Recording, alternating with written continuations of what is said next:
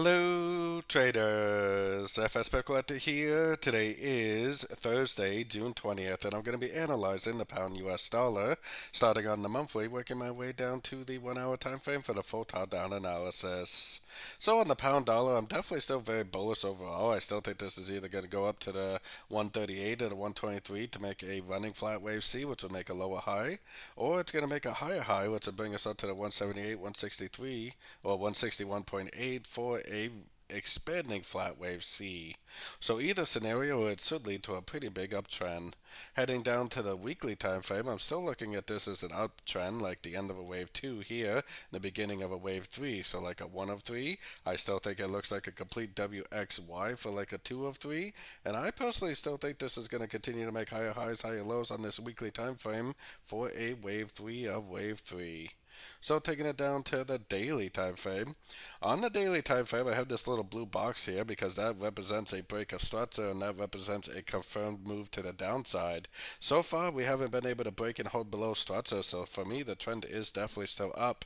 And we do have pound interest rate news coming out in a few hours, so it should be pretty interesting. If they do not cut rates and they keep it flat, it actually should be positive for the pound. If they do decide to cut rates, then it could possibly be negative for the pound. So we're going to have to wait and see what that ends up doing. Going down to the 4 hour time frame, based on nothing but structure, definitely not based on fundamentals, I would say that the trend is up on the 4 hour. I mean, we definitely have a break of structure. We definitely have higher highs, higher lows. So the trend is definitely up. I think this right here looks like possibly a three-wave correction, and I think there's a pretty good chance that today's interest rate news will cause the pound to continue up.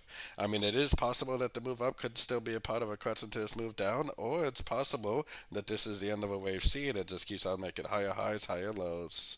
So taking it down to the 1 hour time frame. On the 1 hour time frame is where I got my Fibonacci retracement on the last series of higher highs, higher lows. And looking at the euro dollar, especially for correlation, I do think this is 1, 2, 3, 4, 5, even though it is very overlapping. Could be like a wave 1 or possibly a wave A. This to me looks like it could be a correction. Looks like it could be either a wave B or a wave 2.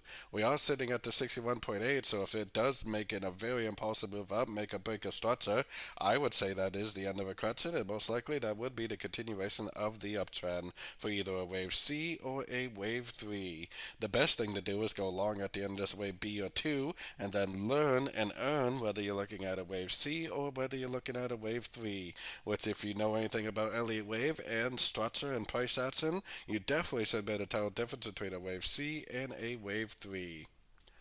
So don't forget to join my free Discord channel, which is linked down here in the corner. And don't forget to check out my website if you'd like to get access to my daily Zoom meetings and get access to my swing trade setups. As always, thank you and happy trading.